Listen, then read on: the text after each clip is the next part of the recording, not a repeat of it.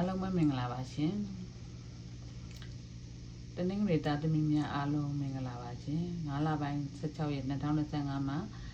9လပိုင်း22ရက်2025အတွင်းတနင်္ဂနွေသားသမီးများအတွက်တပတ်တာကကြမှာဖြစ်ပါတယ်အလုတ်ကိုင်းတိုးတက်ပါလိုက်မယ်အလုတ်နေရာပြောင်းရွှေ့ရတတ်ပါတယ်မကြာခဏဆိုသလိုအလုတ်ကိစ္စကြောင့်ခီးလက်ထွင်နေရတတ်ပါတယ်နေအိမ်ပြင်ရခြင်းစိတ်တော့ရခြင်းများဖြစ်တတ်ပါတယ်ငွေများအလုံးရင်းဝင်တတ်ပါတယ်သားသမီးတူဤအောင်မြင်သောတရင်ကြားတတ်ပါတယ်ဆိုင်ဝင်ခြင်းအိမ်ဝင်ခြင်းလည်းဖြစ်တတ်ပါတယ်စိတ်တဲ့ပစ္စည်းဝင်လာတတ်ပါတယ်ရွှေထွက်တတ်ခြင်းဖုန်းကွန်ပျူတာမြေထွက်တတ်ပါတယ်လူလိမ်လည်းခံရတတ်ပါတယ်ရှင်ယခုချိန်တွင်အချင်းငါမလုပ်ပါနဲ့ဆုံးရှုံးတတ်ပါတယ်အိမ်တို့ဧည့်သည်များရောက်လာတတ်ခြင်းရွှေမျိုးသားချင်းသို့မဟုတ်ရွှေမျိုးမတော်ဆက်တော်သူ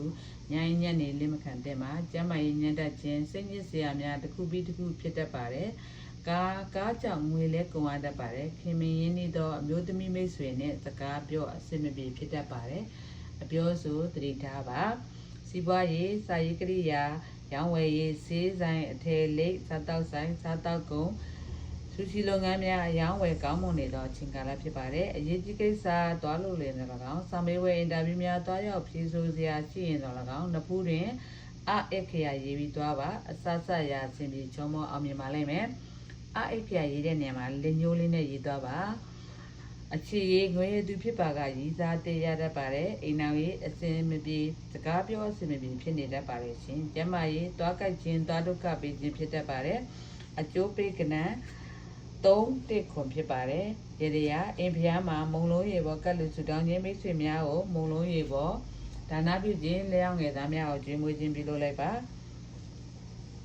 တနင်္ဂနွေသားသမီးများအားလုံးစိတ်ချမ်းသာခြင်းကိုယ်ကျန်းမာခြင်းများနဲ့ပြည့်စုံပြီးကောင်းကျိုးလိုရာဆန္ဒပြေဝကြပါစေရှင်တနင်္လာသားသမီးများအားလုံးမင်္ဂလာပါရှင်9လပိုင်း16ရက်2025မှာ9လပိုင်း22ရက်2025အတွင်းတနင်္လာသားသမီးများအားလုံးတပတ်တာကကြမှာဖြစ်ပါတယ်ဆုပ်လက်ဝင်ငိမ့်ရှိပါတယ်လေရင်ကြီးပြောရှင်သောခီးလဲသွားတတ်ပါတယ်စစ်ပစ္စည်းတွေ့ခြင်းအရေးကြီးစာရေးစာရမ်းများပြောက်ခြင်းဖြစ်တတ်ပါတယ်ပညာတစ်ခုခုသင်ရတတ်ခြင်းသင်တန်းတစ်ခုခုတရားရခြင်းများလည်းဖြစ်တတ်ပါတယ်အတိလူစာသမားဤကုညီမားစားမှုရတတ်ပါတယ်လဲအောင်ငယ်သားများထွက်ခြင်းလဲအောင်ငယ်သားများကြောင့်ပြဿနာဖြစ်တတ်ခြင်းလူမျိုးကြားဘာသာကြားများနဲ့အဆင်မပြေဖြစ်တတ်ခြင်းများဖြစ်နေတတ်ပါတယ်ရွှေဝင်ခြင်းငွေများစွာဝင်ခြင်းလက်ဆောင်ပစ္စည်းများရောက်ခြင်းဖြစ်တတ်ပါတယ်ရဝေးမှာကွဲကွာနေသောအရင်းနှီးသုံးမိတ်ဆွေနဲ့ပြန်လည်ဆုံတွေ့ရခြင်းအလူမင်္ဂလာပွဲများတားရခြင်းများဖြစ်တတ်ပါတယ်ရှင်စီးပွားရေးရွှေဆိုင်အလားပြင်ဆိုင်အလားကုန်လျှက်စစ်နဲ့ပတ်သက်သောလုပ်ငန်းကားနဲ့ပတ်သက်သောလုပ်ငန်းများဝင်ငွေကောင်းနေသောအချိန်ကာလဖြစ်ပါတယ်အရေးကြီးကိစ္စသွားလို့လေတော့လောင်းစာမေးပွဲအင်တာဗျူးများသွားရောက်ဖြေဆိုစရာရှိရင်တော့လောင်းနဖူးတွင်ကကြီးအခရာရေးပြီးသွားပါအဆဆရာစီမီချောမောအောင်မြင်ပါလိမ့်မယ်အခြေစမ်းအားကောင်းနေသောအချိန်ဖြစ်နေသောကြောင့်အရွေးရခက်နေသောအချိန်ကာလဖြစ်ပါတယ်အိမ်နောက်ရေးပုံမှန်တိုင်းတာရရပါပဲရှင်ကျန်းမာရေးအစာယောဂဖြစ်တတ်ပါတယ်အစားအစာပုံမှန်စားဖို့တတိထားပါအကျိုးပေးကနံ4နှစ်တည်းဖြစ်ပါတယ်ရတရားအိမ်ဖျားတွင်နွားနို့နှခွဲကတ်လူစုတောင်းခြင်းမိတ်ဆွေများကိုနွားနို့လက်ဆောင်ပေးခြင်းလက်အောင်ငယ်သားများကိုနွားနို့တိုက်ကျွေးခြင်းပြုလုပ်လိုက်ပါတနင်္လာသားသမီးများအလုံးစိတ်ချမ်းသာခြင်းကိုယ်ကျန်းမာခြင်းများနဲ့ပြည့်စုံပြီးကောင်းကျိုးလိုရာဆန္ဒပြေဝကြပါစေရှင်အင်္ဂါသားသမီးများအလုံးမင်္ဂလာပါရှင်9လပိုင်း16ရက်2025မှာ9လပိုင်း22ရက်2025အတွင်းအင်္ဂါသားသမီးများအလုံးတွေတပတ်တာကံကြမှာဖြစ်ပါတယ်မြေဝင်ခြင်းဖုံးဝင်ခြင်းစိတ်တပစ္စည်းဝင်ခြင်းမြင့်မှန်ဝင်ခြင်းငွေများစွာဝင်ခြင်းဖြစ်နေတတ်ပါတယ်ငွေလဲထွက်เสียများစတိုက်ဖြစ်နေတတ်ပါတယ်မရဖူးသောရက်ဒေတာလို့လည်းတွားတတ်ပါတယ်တင်တန်းများတရားခြင်းစာမေးပွဲအင်တာဗျူးများတွားရောက်ဖြေဆိုရခြင်းအစည်းအဝေးများတရားခြင်းကွန်ပျူတာများရခြင်းဖြစ်နေတတ်ပါတယ်လူလိမ်လည်းခံရတတ်ပါတယ်တတိထားပါအလုတ်တွင်ဘာသာကြားလူမျိုးကြားများကြောင့်စိတ်နှောက်ယှက်ဖြစ်နေရတတ်ပါတယ်စာချုပ်စာတမ်းလက်မှတ်ထိုးခြင်းများလည်းပြုလုပ်ရတတ်ပါတယ်ဝမ်းသာစရာသတင်းကောင်းတစ်ခုခုကြားရတတ်ပါတယ်မစီစဉ်ထားပဲမမျှော်လင့်ပဲခီးသွားတတ်ပါတယ်ကောင်းသောခီးဖြစ်ပါတယ်ရှင်အမွေလည်းရတတ်ပါတယ်စီးပွားရေးမုံမျိုးစုံဆိုင်ပဲပြောင်းရောင်းဝယ်ရေးပွဲစားမျိုးမျိုးစားတောက်ဆိုင်စားတောက်ကုန်ဆူစီလုပ်ငန်းများငွေလွှဲလုပ်ငန်းများအဆင်ပြေနေသောအချိန်ဖြစ်ပါတယ်အရေးကြီးကိစ္စသွားလို့လည်းတော့ကောင်းစာမေးပွဲအင်တာဗျူးများသွားရောက်ဖြေဆိုစရာရှိရင်တော့ကောင်းနှာခေါင်းနဲ့စာလုံးအခရာရေးပြီးသွားပါဆက်ဆက်ရာအစီအမီချောမအောင်မြင်ပါလိမ့်မယ်အခြေရေး ချစ်သူနဲ့အစဉ်ပြေနေခြင်းဖြစ်ပါတယ်အိမ်နောက်ရေးပုံမှန်တိုင်းတာတာရရပါပဲရှင်ကျမရေးတွေးတိုးခြင်းတွေးတွတရဖြစ်ခြင်းဖြစ်တတ်ပါတယ်စားတောက်ဆင်ခြင်းနဲ့ဆင်ခြင်းမှာအကျိုးပေးကဏ္ဍ9-3နှစ်ဖြစ်ပါတယ်ရှင်ရတရားအိမ်ဖျားမှာပဲပေါက်စီကတ်လူဆူတောင်းခြင်းမိတ်ဆွေများကိုပဲပေါက်စီတနာပြုခြင်းလျောင်းငယ်သားများကိုကျွေးမွေးခြင်းပြုလုပ်လိုက်ပါအင်္ဂါသားသမီးများလုံးစိတ်ချမ်းသာခြင်းကိုယ်ကျမ်းမာခြင်းများနဲ့ပြည့်စုံပြီးကောင်းကျိုးလိုအပ်သနာပြေဝကြပါစေရှင်ဗုဒ္ဓသာသမီများလုံးမင်္ဂလာပါရှင်9လပိုင်း16ရက်2025မှာ9လပိုင်း22ရက်2025အတွင်းဗုဒ္ဓသာသမီများအတွက်တပတ်တာကံကြမ္မာဖြစ်ပါတယ်တိုက်ခန်းဝင်ခြင်းကားဝင်ခြင်းအလူမင်္ဂလာများပြုလို့ရခြင်းနိုင်ငံခြားနဲ့ပတ်သက်သောကိစ္စများပြုလို့ရခြင်းထိုလုပ်ငန်းများအောင်မြင်ပါလိမ့်မယ်နိုင်ငံခြားခီးလဲသွားတတ်ပါတယ်လူမျိုးကြားဘာသာကြားများ၏ကူညီမှုရခြင်းလက်ဆောင်ပစ္စည်းများရောက်လာတတ်ခြင်းဖြစ်တဲ့ထီပေါက်တကယ်တော့ငွေဝင်ခြင်းထီပေါက်တတ်ခြင်းများလည်းဖြစ်တတ်ပါတယ်ရွှေနာရီထွက်တတ်ပါတယ်အလုတ်တွင်စိတ်တဲမကြစရာများဖြစ်နေတတ်ပါတယ်အလုတ်ပြောင်းရန်လည်းစိတ်ကူးနေတတ်ပါတယ်ရှင်အေးရာနေရပြောင်းရွှေ့အေးရတတ်ခြင်းစစ်ပစ္စည်းတစ်ခုဝင်လာတတ်ပါတယ်ကားဟောင်းမတက်လည်းပြောင်းရတတ်ပါတယ်ရှင်မိတ်ဆွေကျမ်းမာရေးညံ့သောကြောင့်သတင်းသွားမရတတ်ပါတယ်ရှင်မိမိကိုယ်တိုင်လည်းစေယုံစေကံသွားရောက်ရတတ်ခြင်းစေရခြင်းများပြုလုပ်ရတတ်ပါတယ်ရှင်စီးပွားရေးကားလုပ်ငန်းထဲလေးရောင်းဝယ်ရေးဟိုတယ်နဲ့ခီးသွားလာရေးလုပ်ငန်းများစီးပွားတည်နေခြင်းဖြစ်ပါတယ်အရေးကြီးကိစ္စသွားလို့လေတော့စာမေးပွဲအင်တာဗျူးများသွားရောက်ဖြေဆိုစရာရှိရင်တော့၎င်းခရင်းနဲ့ရပ်ပလက်အခရာရေးပြီးသွားပါအဆဆရာအစဉ်ပြေကြောင်းပေါင်းအောင်မြင်ပါလိမ့်မယ်အချစ်ရေးမင်္ဂလာရေးရွေးနေခြင်းဖြစ်တတ်ပါတယ်ရှင်အိမ်တော်ရေးမိတ်ဆွေကြောင့်စကားပြောအဆင်မပြေဖြစ်ရတတ်ပါတယ်ကျမရေးအစားမတတ်ပါတယ်ရှင်တတိတာဘာအကျိုးပေးကဏ္ဍ2-6ဖြစ်ပါတယ်ရရအိမ်ဖျားမှာကိမုံနှစ်ချက်ကလူစွတောင်းခြင်းမိတ်ဆွေများကိုကိမုံဒါနာပြုခြင်းလျောင်းငယ်သားများကိုကိမုံကြွေခြင်းပြုလုပ်လိုက်ပါဗုဒ္ဓသားသမီးများလုံးစိတ်ချမ်းသာခြင်းကိုယ်ကျမ်းမာခြင်းများနဲ့ပြည့်စုံပြီးကောင်းကျိုးလိုရာဆန္ဒပြေဝကြပါသည်ရှင်ဇာသဘေးသားသမီးများလုံးမင်္ဂလာပါ9လပိုင်း16ရက်2025မှာ9လပိုင်း22ရက်2025တွင်ဇာသဘေးသားသမီးများအလုံးအတွက်တပတ်တာကံကြမ္မာဖြစ်ပါတယ်။အိုးသိအိမ်သိနေရာသိလုပ်ငန်းတွေများပြောင်းရွှေ့ရခြင်းလုပ်ကြရခြင်းဖြစ်တတ်ပါတယ်။ရဝေးမှာမိသားစုတူ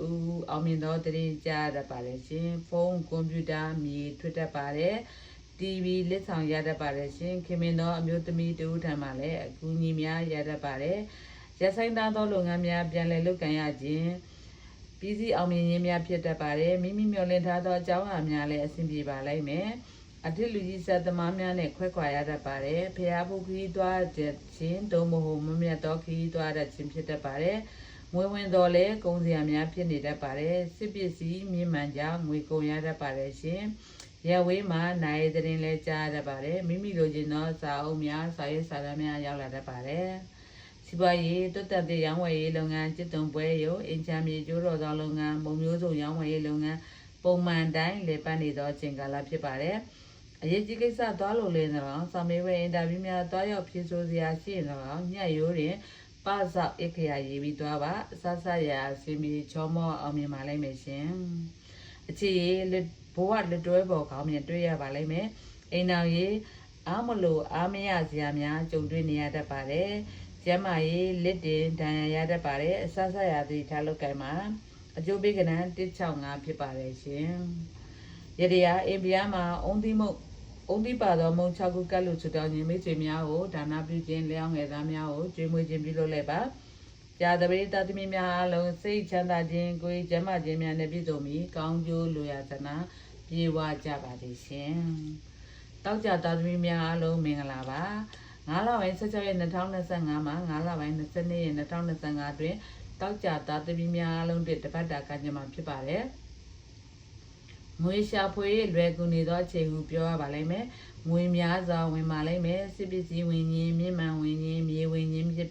တတ်ပါတယ်။ထီလဲပေါက်တတ်ပါတယ်။ပညာရေးထူးချွန်စွာအောင်မြင်ပါလိမ့်မယ်။မိတ်ဆွေဆရာသမားများ၏ကူညီမှုရတတ်ပါတယ်အလုတ်တင်စိတ်တိုင်းမကြစရာများတွေ့ရတတ်ပါတယ်တခါတရံမှာတော့အလုတ်ပြောင်းလို့စိတ်များပေါ်လာတတ်ပါတယ်မိမိကြံစီထားသောလုပ်ငန်းများအကြံစီသည့်များအကောင့်ထဲပေါ်ဖို့အခြေရောက်နေပါပြီ လူမျိုးသားဘာသာကြားများနဲ့ပတ်သက်ပြီးစိတ်နှောင့်ယှက်ဖြစ်ရတတ်ပါတယ်ရွှေနာရီထွက်တတ်ပါတယ်လူလိမ်လည်းခံရတတ်ပါတယ်ရှင်ဆဆရာသတိထားပါခင်မင်းရင်းနှီးသောမိတ်ဆွေစေုံတရားတော်တရင်ကြားတတ်ပါတယ်အိယာနေရာပြောင်းရွှေ့ရခြင်းပြုပြင်ရခြင်းများလည်းပြောလို့ရတတ်ပါတယ်တင်နန်းတစ်ခုတရတတ်ခြင်းအင်တာဗျူးဖြေရတတ်ခြင်းများနဲ့ကြုံတွေ့နေရတတ်ပါတယ်စီးပွားရေးမုံမျိုးစုံရောင်းဝယ်လုပ်ငန်းကားနဲ့ပတ်သက်သောလုပ်ငန်းငွေလွှဲလုပ်ငန်းစားတောက်ဆိုင်စားတောက်ကုန်ဆူရှီလုပ်ငန်းရှင်များအောင်မြင်နေသောအချိန်ကာလဖြစ်ပါတယ်ရှင်အရေးကြီးကိစ္စတွားလို့လင်းတယ်လို့ဆောင်းမေးပွဲအင်တာဗျူးများတွားရောက်ဖြေဆိုစရာရှိရင်တော့ရင်ဝတဲ့တာဝန်ဘူးအခရာရေးပြီးတွားပါအဆဆက်ရအစဉ်ပြေချောမောအောင်မြင်ပါလိမ့်မယ်အခြေပုံမှန်တိုင်းပါပဲရှင်အိမ်နောက်ရေးအလုပ်ကိစ္စကြောင့်ခွဲခွာနေရတတ်ပါတယ်ကျမရေးဒုနာချင်းအပူလောင်ခြင်းဖြစ်တတ်ပါတယ်ဆဆရာသတိထားပါအကျုပ်ပေကနန်9-3နှစ်ဖြစ်ပါတယ်ရေရအိမ်ဖျားပင်ပေါက်ပွင့်ကလူစုတောင်းခြင်းမိတ်ဆွေများကိုပေါက်ဝင်ကြွေးခြင်းလျှောင်းငယ်သားများကိုပေါက်ဝင်ကြွေးခြင်းပြုလုပ်လိုက်ပါတောက်ကြတော်သမီးများအလုံးစိတ်ချမ်းသာခြင်းကိုယ်ကျမခြင်းများနဲ့ပြည့်စုံပြီးကောင်းကျိုးလိုရာဆန္ဒပြေဝကြပါစေရှင်စနေသားသမီးများအလုံးမင်္ဂလာပါရှင်9လပိုင်း16ရက်2025မှာ9လပိုင်း20နှစ်2025တွင်စနေသားသမီးများအတွက်တပတ်တာကံကြမ္မာဖြစ်ပါတယ်ထိပေါက်တတ်ခြင်းအမွေရခြင်းဖြစ်တတ်ပါတယ်ခရီးတို့လည်းတွားရတတ်ပါတယ်နိုင်ငံခြားခီးလည်းတွားရတတ်ပါတယ်ရှင်စိတ်တဲမကြအလိုမကျဖြစ်နေတတ်ပါတယ်အလုပ်တစ်ခုကို2ကြိမ်2ခါပြုလုပ်ရခြင်းအရေးကြီးစာရွက်စာတမ်းများရောက်လာတတ်ခြင်းမိမိလိုချင်သောစာအုပ်စစ်ပစ္စည်းများဝင်လာတတ်ခြင်းဖြစ်ပါတယ်ခီးတွားရင်တခုခုခံရတတ်ပါတယ်ဖုန်းရေကြောက်ပစ္စည်းတတ်ပါတယ်သတိထားသုံးစွဲပါငွေများစွာဝင်နေတော့ကျွေးတင်နေတတ်ပါတယ်အိမ်တွင်လျှက်စစ်ရှော့ဖြစ်တတ်ပါတယ်မိတ်ဆွေတွေများလည်းရတတ်ပါတယ်ရှင်အလုပ်တင်စိတ်ဝင်စားတကယ်တော့ဖြစ်နေတတ်ပါတယ်စစ်ပစ္စည်းများထွက်ခြင်းပြစ်ခြင်းဖြစ်တတ်ပါတယ်ဖုန်းကွန်ပျူတာအသစ်ဝင်တတ်ပါတယ်ရှင်ရဝေးမှာနိုင်သတင်းလည်းကြားရတတ်ပါတယ်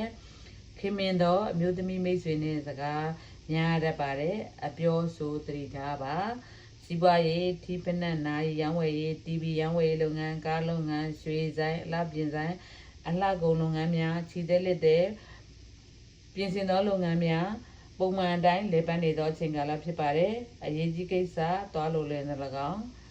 စာမေးပွဲအင်တာဗျူးများတွားရောက်ဖြေဆိုစရာရှိရင်၎င်းချက်တွင်ထဆင်တူအခရာရေးပြီးသွားပါအဆဆက်ရာအစီအမီကျော်မအောင်မြင်ပါလိမ့်မယ်အခြေရေးချစ်သူနဲ့ပိုမိုပြီးအစဉ်ပြေနေသောအချိန်ကာလဖြစ်ပါတယ်အိမ်တော်ရေးစိတ်ချမ်းသာကိုယ်ချမ်းသာနဲ့တာယာရပါပဲရှင်ကျမ်းမာရေးစီးအောင်ခြင်းစီးကျင်ခြင်းဖြစ်တတ်ပါတယ်ရေများများတည်ထားပြီးတောက်ပါအကျိုးပေးကနန်း9-8ဖြစ်ပါတယ်ရှင်ရေရအိမ်ဖျားတွေမုံဖက်တို့ကလူစုကြောင်းစုတောင်းခြင်းမိတ်ဆွေများကိုမုံဖက်တို့ကြွေးခြင်းလျှောင်းငယ်သားများကိုကြွေးခြင်းပြုလုပ်လိုက်ပါစနေသားသမီးများအားလုံးစိတ်ချမ်းသာခြင်းကိုယ်ကျန်းမာခြင်းများနဲ့ပြည့်စုံပြီးကောင်းကျိုးလိုရာဆန္ဒပြေဝကြပါစေရှင်။မှာတော့အမေရိကန်နိုင်ငံတစ်ဆက်ပြည်နယ်ဒါလည်းမြို့မှာနေထိုင်ပြီးဗေဒင်ဟောကြားနေသူဖြစ်ပါတယ်။ကျမကိုဗေဒင်မင်းနေကြတော့မိတ်ဆွေဟောင်းများမိတ်ဆွေသည်များစိတ်ချမ်းသာခြင်းကိုယ်ကျန်းမာခြင်းများပြည့်စုံပြီးကောင်းကျိုးလိုရာဆန္ဒပြေဝကြပါစေရှင်။ကဘာသူကဘာသားများအားလုံးမြန်မာပြည်သူမြန်မာပြည်သားများအားလုံးခုနှစ်သားသမီးများအားလုံးစိတ်ချမ်းသာခြင်းကိုယ်ကျန်းမာခြင်းများနဲ့ပြည့်စုံကြပါစေရှင်။